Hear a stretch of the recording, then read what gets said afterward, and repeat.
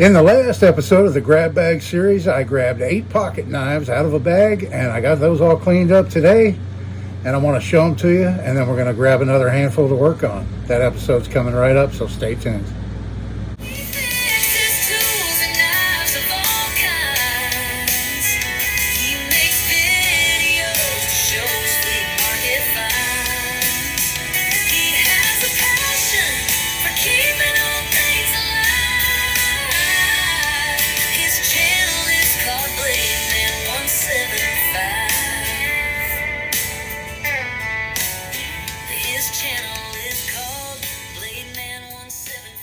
Hello everybody, and thanks for coming back for another video. This is Dave, and I am glad you're with me.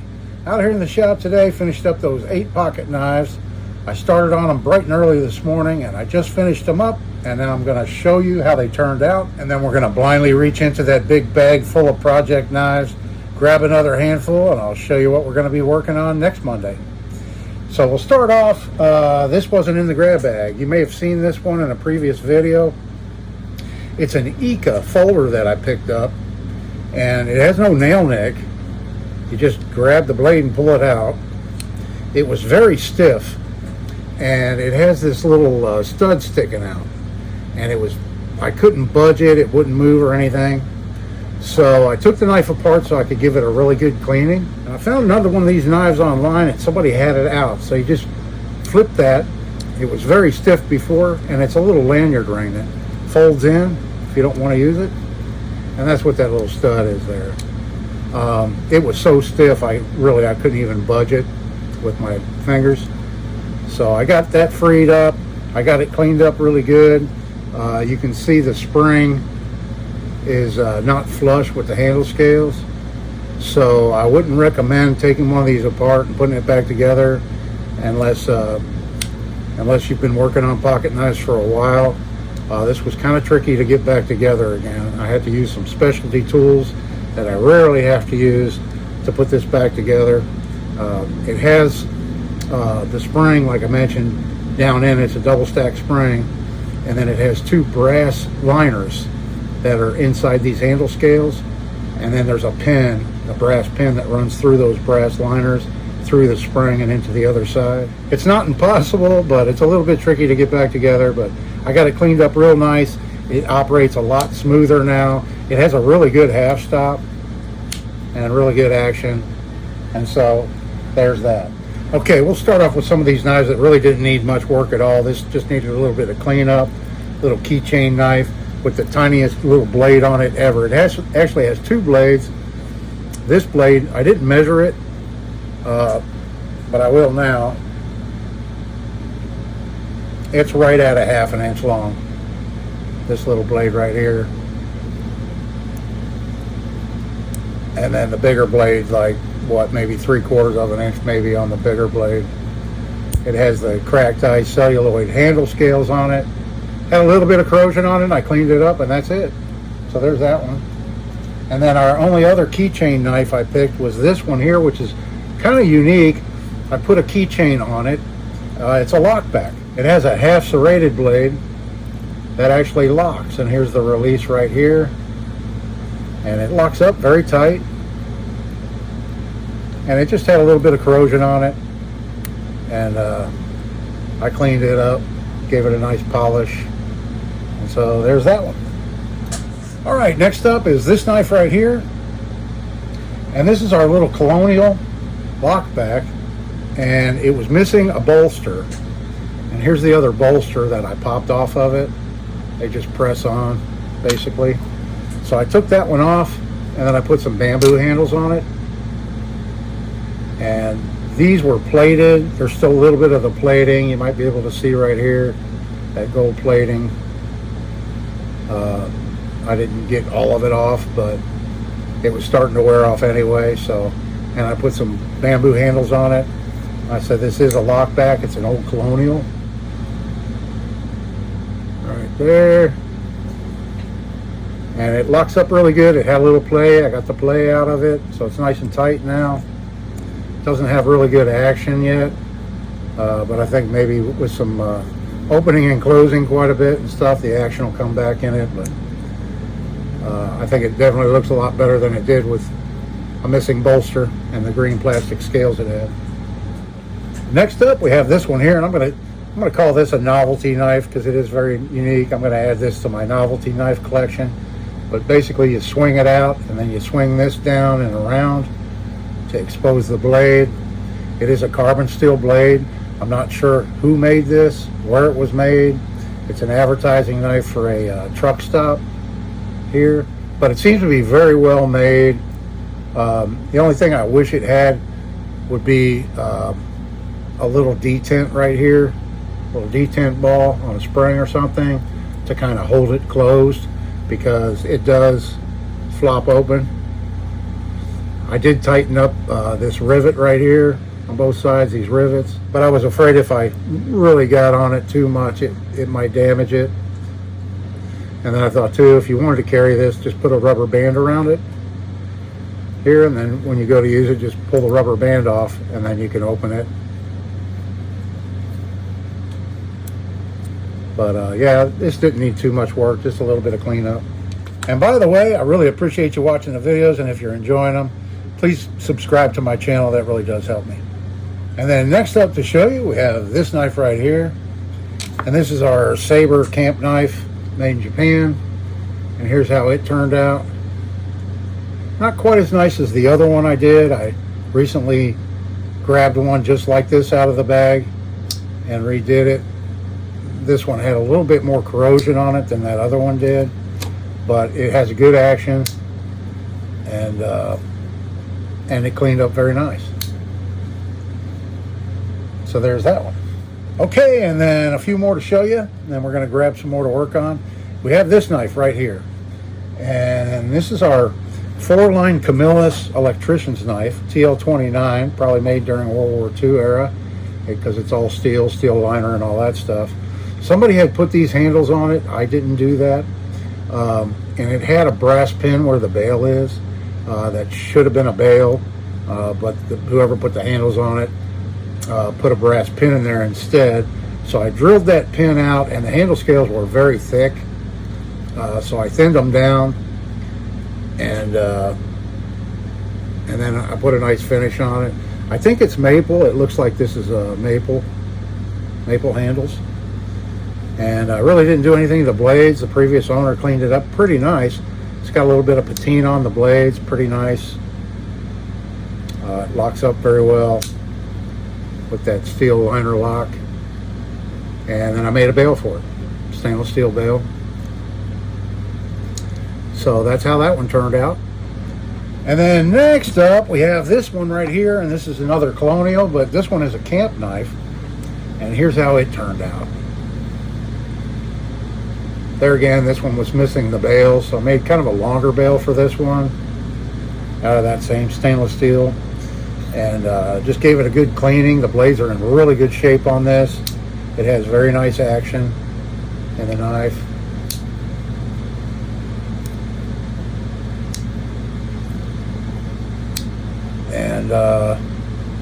And then the scales, I got some of the scratches out of it. Kind of shined up a little bit. So I managed to get a little bit more paint back down in the logo there. Not too much, but you can see it a little bit better now anyway. And so there's that knife fixed up.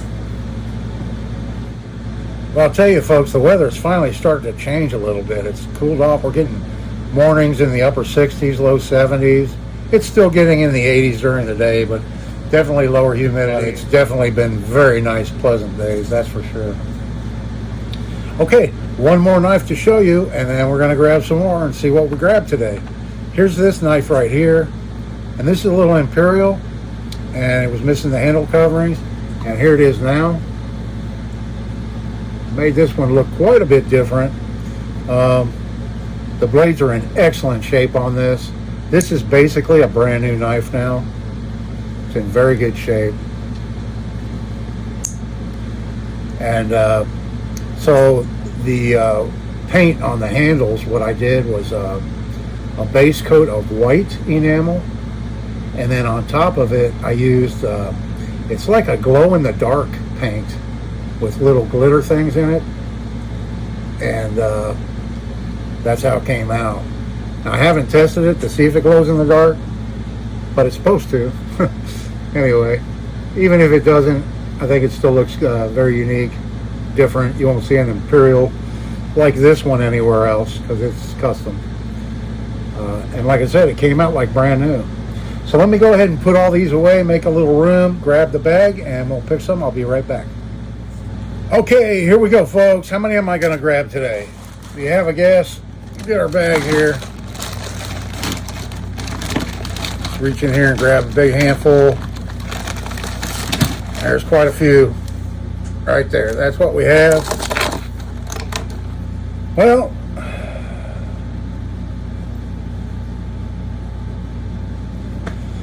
Well, if you guess 7 again, I don't know what it is, but I continue to be grabbing 7 all the time. Oh, these are pretty recent right here that I threw in the bag. I got both of these little Sodbuster Juniors.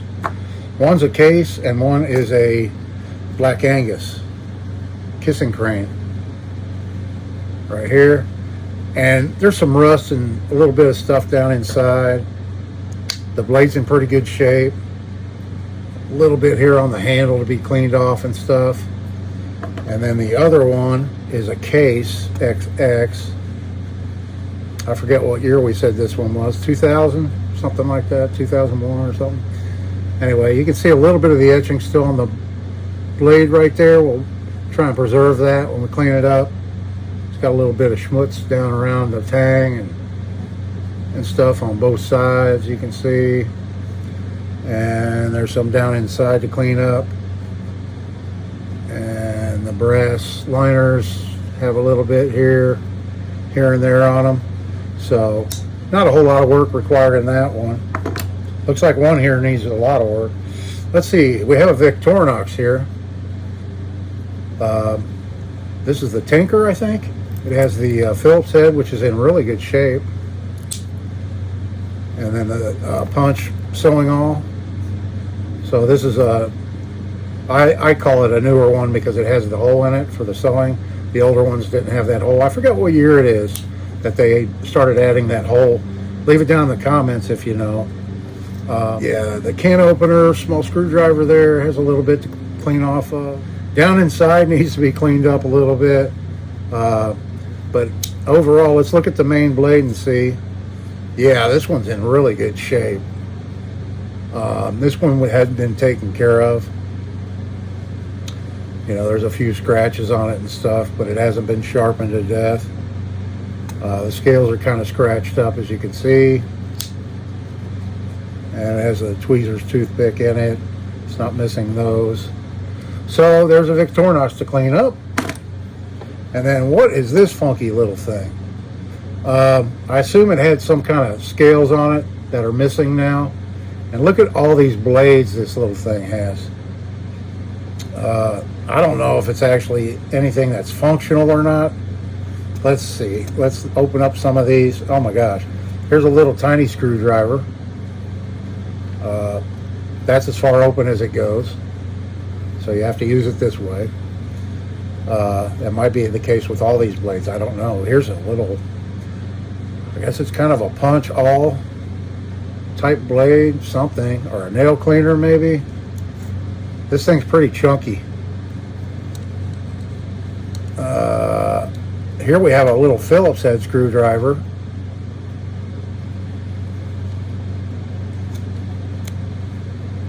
What else do we have? There's a nail nick on this one, if I can get it. Oh, that's the main blade. This is a kicker land. No way. This is one of those kicker land multi-tools.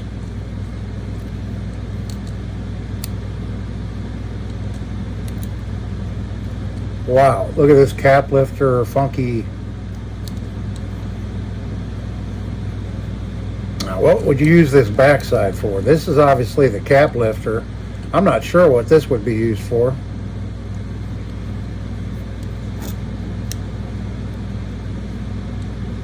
And then we have a bigger screwdriver with what looks like wire strippers maybe. They're not sharp. And there's a hole right here for some reason. This thing has all kinds of stuff on it. Let's see. This one opens this way. Oh, we have a file.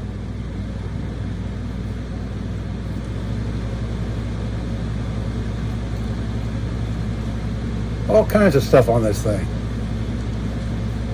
I think this is a chisel. Yeah. Here's a chisel blade. There again, that's as far open as this one goes, so you have to use it this way, which isn't very convenient, but... And then that little screwdriver on the end. I think that's it. So I didn't count how many that was, but yeah, I assume it had some kind of scales on it originally. Most of those Kirker-Land things have wood scales on them, so I assume that's what it had and they fell off, which would make it even wider unless they're really thin. But we'll get this one cleaned up and do something with it. And then we have another electrician's knife. This is an old one right here with wood handles. Looks like the original handles, but that's kind of weird. It looks 3-tone, doesn't it? It's missing the bail. It looks like the blade has been sharpened way down. Yeah, it has been sharpened quite a bit. This is another 4-line Camillus. I just did a 4-line Camillus. This is another one, but you can actually read the tang stamp on this one. Tang stamp's coming through quite a bit on this one. The liner lock's broken on this one. That's the only thing. It's missing the bail, and the liner lock is broken off. As you can see right here, that's unfortunate. It snapped off. So we'll clean this one up and get it looking better. That's the before. Then we have a Camp King with its bail. Pretty stiff. It needs some oil, that's for sure. This is a 56 to 88 Camp King. Been sharpened a little bit, but not bad. There's no action in it. It's very stiff. It needs some oil. I don't see anything broken off. That blade's good. This one here I can't even get open. That one I can't get open. The bolsters are pretty rusty on it. That and everything. The plating is worn off of it. So we got a Camp King to fix up. And then last up to show you out of today's hand pick is this guy right here. And it looks like it needs some work. This is a Sharp folding lock, it says. Right here, Sharp folding lock. Looks like paint all over the handle on it. Stainless steel blade. It's a folding fillet knife. It does lock up good. Slight amount of play, but not bad.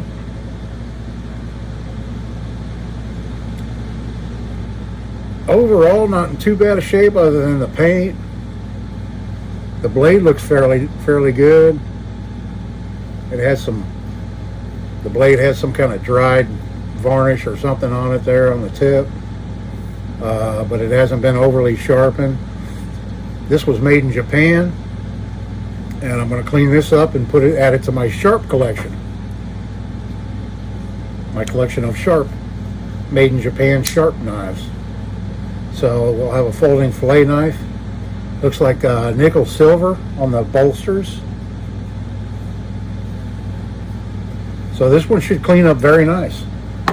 That should be a good looking knife when I get it done.